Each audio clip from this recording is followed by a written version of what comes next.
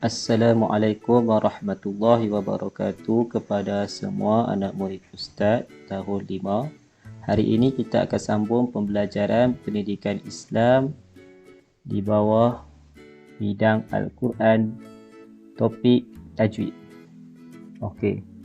Tajwid pada kali ini kita akan belajar berkenaan dengan satu saja, iaitu bacaan tajwid mad iwad. Hari tu sebelum PKP kita dah belajar dah sikit mad silah qasirah dan juga mad badal. Kali ni kita akan sambung pula pada bacaan mad iwad. Apa itu mad iwad? Kita tengok dalam buku teks di sini, buku teks muka surat 31. Okey, mad iwad ini adalah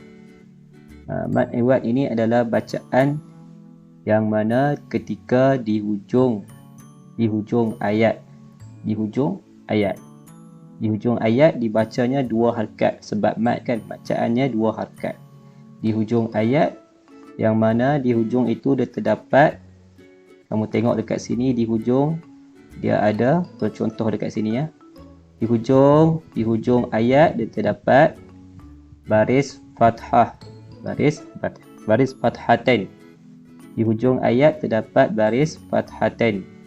Kemudian bila kita berhenti, adakah kita nak baca macam tu juga fathatain? Tanwin ini, kita baca tanwin ini ataupun tidak? Kita tengok sini, kita bagi contoh sini. Contoh pertama, fatham mubina. Kalau ikutkan na ni ada tanwin fathatain. Kan? Fathatain, fathah dua. Tanwin. Jadi sepatutnya kita baca fatham mubinan nan. Tetapi cara bacanya fatham mubina. Okey, macam tu Nan tu bila berhenti di waqaf kita bacanya na. Na ini bacanya dua harakat huruf mad. Bacaan mad. Mad ni panjang dua harakat. Itulah mad iwad. Okey, contoh lain. Siratan mustaqiman. Tetapi kalau kita berhenti siratan mustaqima, dua harakat. Okay. Nasran azizan. Tapi kalau berhenti nasran aziza, dua harakat. Aliman hakiman. Kalau berhenti aliman hakima, dua harakat. Itulah mad iwad. Okey. Memberhentikan bacaan pada akhir kalimat yang berbaris tanwin fathah. Tanwin fathatain yang Ustaz sebut tadi. Menggantikan bunyi tanwin dengan bunyi satu baris. Bunyi tanwin tu man, zan, nan ni diganti dengan satu baris saja. Kalau man diganti dengan ma. Kalau zan, za, man, ma, nan, na. Itu maksudnya. Dibaca dengan kadar dua harakat sahaja. Itulah mad iwad. Senang sahaja. Okey, kita tengok contoh lain. Dekat sini bacaan mad iwad juga. Dia ambil, ingat mad iwad ni adalah di hujung ayat. Wa kana Allahu sami'an basira. Ra, dua harakat. Kalau ikutkan basiran, tetapi sebab kita berhenti waqaf, kita baca dia ra, dua harakat. Ran jadi ra. Ingat wa kana Allahu ghafurur rahima. Kalau ikutkan man, tapi kalau berhenti mad iwad jadi mad iwad ma, dua harakat. Nisfahu awin qus minhu qalila, dua harakat. Kalau ikutkan qalilan. Tapi kalau berhenti waqaf, kita baca qalila, dua harakat. Itulah mad iwad. Okey, kita tengok contoh lain sikit lagi. Kita tengok contoh ni pula. Baik, mad iwad di sini bagi contoh, tengok dah lorek siap dah. Di hujung ayat kita berhenti.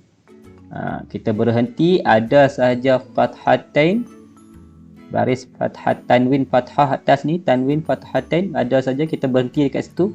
Kita bacanya mad iwad, dua harakat. Contohnya bihaza masalan. Tapi kita nak berhenti, kita bacanya bihaza masala, dua harakat la tu. Asyrata aina. Kita berhenti. 2 harakat. Atattaqizuna huzwa. 2 harakat. Thamanan qalila wa nazira linnasi imama. Itu kalau berhenti sahaja nah. Bila kita waqaf sahaja dia ada mad iwad. Okey, ini kalau ta marbutah. Ini kalau ta marbutah. Okey, dia lorek sini ta marbutah. Fil ardi khalifah. Ini dia ta marbutah ni dia tak ada huruf mad. Kalau macam ini dia ada huruf alif. Nampak? Lan ni ada huruf alif. Ra ni depan dia ada huruf alif. Waw ni ada depan dia huruf alif, huruf mad. Jadi sebab tu kita guna baca 2 harakat mad iwad. Tetapi kalau depan itu dia hujung tu dia tanwin juga, tetapi ta marbutah itu tidak panjang. Dia tidak panjang. Fil ardi khalifah. Kita tak baca khalifata. Kenapa perlu ta pula? Sebab tak ada huruf alif di depan ni. Fil ardi khalifah. Macam tu. Ayyaman ma'dudah. Okey nah, macam tu nah. Okey, harap Ustaz harap kamu fahamlah tentang mad iwad ini adalah bacaan di hujung ayat ketika waqaf. Bacanya 2 harakat panjang, tetapi kalau ta marbutah tanwinnya tu tidak dibaca panjang, senang saja. Okey, sekarang kita nak tengok latihan. Okey, tengok dalam buku kamu, buku aktiviti kamu, muka surat 18 ada latihan mad iwad. Senang sahaja, baca ayat di bawah kemudian tulis kalimah yang mengandungi hukum mad iwad. Okey, tengok ayat ini ya. Ayat ini, dalam surah Al-Adiyat ini ada bacaan mad iwad. Jadi nak buat apa? Tulis kalimah yang ada hukum mad iwad. Ustaz bagi contoh nah. Ayat yang pertama ni ada mad iwad. Wal 'adiyati dhabha. Nampak? Cari. Ada lah ni di hujung ayat ni. Di hujung ni. Dhabha. Kalau ikutkan dhabhan, tapi kita waqaf, kita berhenti dhabha, 2 harakat mad iwad. Jadi kamu salin dhabha ni di nombor 1. Ustaz bagi contoh lah 1. Yang lain kamu carilah dekat sini. Ayat-ayat mana yang ada di hujung ayat itu ada tanwin, fathatain. Kemudian bila waqaf, jadi mad iwad. Okay, senang saja. Kalau tak faham juga boleh tanya Ustaz. Okey, semoga berjaya. Selamat menjawab. Teruskan usaha kamu. Jaga diri baik-baik. Assalamualaikum warahmatullahi wabarakatuh.